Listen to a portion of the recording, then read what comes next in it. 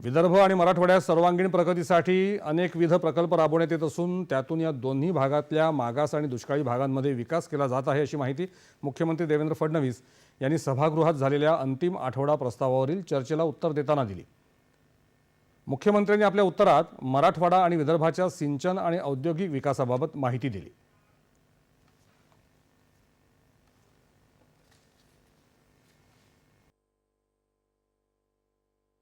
या सरकारने अनेक महत्त्वपूर्ण निर्णय घेतले, ज्यामध्ये सगळ्यात महत्त्वाचा प्रकल्प जर कुठला असेल तर तो वैनगंगा पैनगंगा नळगंगा नदीजोड प्रकल्प। हे वाहून जाणारं पाणी यातलं 62 टीएमसी पाणी आपण उचलतो आणि हे 62 टीएमसी पाणी नागपूर, वर्धा, अमरावती, यवतमाळ, अकोला, बुलढाणा आणि वाशिम या जिल्ह्यांमध्ये नेतो। यामुळे 10 लाख एकर जमीन ही ओलिताखाली येणार आहे आणि आपण जर बघितलं तर साधारणपणे विदर्भातला जो दुष्काळी पट्टा आहे, या सगळ्या दुष्काळी पट्ट्यातनं या ठिकाणी हा नदीजोड प्रकल्प चाललाय। एक प्रकारे 550 किलोमीटरची नवीन नदी आपण तयार करतो।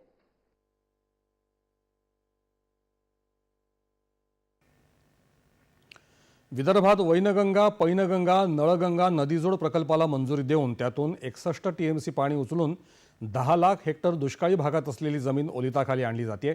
यातून 550 किलोमीटर लांबीची एक नवीन नदी तयार होत आहे। बळीराजा योजनेतून मराठवाडा विदर्भामधील 110 सिंचन प्रकल्प मंजूर करण्यात आले, त्यातील 69 पूर्ण झाले। प्रधानमंत्री कृषी सिंचन 7 प्रकल्प, यातून गोसीखुर्द प्रकल्प पुढील वर्षी पूर्ण होईल। मराठवाड्यासाठी कृष्णा खोऱ्यातून पाणी उचलून आणण्यासाठी सातत्याने पैसे उपलब्ध करून दिला आहे। अमरावतीत टेक्सटाईल पार्कमध्ये आता केंद्राकडून 10,000 कोटींची नवीन गुंतवणूक येत असून त्यातून 2 लाख नवीन रोजगार मिळणार आहे। संत्र्यासाठी क्लस्टर, मराठवाड्यात जालन्यात dry port, Latur rail coach फॅक्टरीत वंदे भारत गाडीची निर्मिती करण्यात येणार आहे असंही मुख्यमंत्री म्हणाले। पुण्यानंतर महाराष्ट्रातलं पुढचं औद्योगिक बाजारपेठ छत्रपती संभाजीनगर आणि जालना असल्याचं मुख्यमंत्री म्हणाले। मराठवाड्यात जालना बिदर रेल्वे लाईन, पुणे शिरूर ते छत्रपती संभाजीनगर ग्रीनफील्ड महामार्गाची निर्मिती हे सुद्धा काम सुरू होत आहे। गडचिरोली जिल्हा भविष्यातील देशाची पोलाद निर्मिती राजधानी बनेल। हा जिल्हा हळूहळू नक्षलमुक्त होत आहे। येत्या 3 वर्षात संपूर्ण जिल्हा नक्षलमुक्त करण्याचा प्रयत्न होणार आहे। नक्षल कारवाईत शहीद झालेल्या पाल्याला वर्ग 1 ची नोकरी देत आहोत असे ते म्हणाले। उत्तर महाराष्ट्र आणि मराठवाडा वाद दूर करण्यासाठी नदी खोऱ्यात पाणी आणावं लागेल असेही त्यांनी सांगितलं। मराठवाडा वॉटर ग्रीड अंतर्गत 8 जिल्ह्यांमध्ये तत्वतः मान्यता आणि एका जिल्ह्यात काम सुरू केलं होतं, पण महाविकास आघाडी सरकारनं त्याला स्थगिती दिली। ग्रीड तयार झाली असती तर मराठवाड्याचा पिण्याच्या पाण्याचा प्रश्न सुटला असता असं फडणवीस म्हणाले। धानाच्या उत्पादकाला हेक्टरी 20,000चा बोनस देत आहोत। सोयाबीनची खरेदी 550 केंद्रांवर सुरू आहे। 23.68 लाख क्विंटल खरेदी झाली आहे। यापुढे मध्य प्रदेशच्या धर्तीवर कायमस्वरूपी खरेदी व्यवस्था करत आहोत।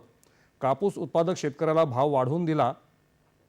CCI मार्फत केंद्र सुरू आहे, मात्र खुल्या बाजारात भाव जास्त आहे। तुरीसाठी खुल्या बाजारात दर जास्त आहेत। संत्रा फळ गळतीसाठी मदत देत आहोत। 165 कोटींची मदत दिली जाईल असं मुख्यमंत्री म्हणाले।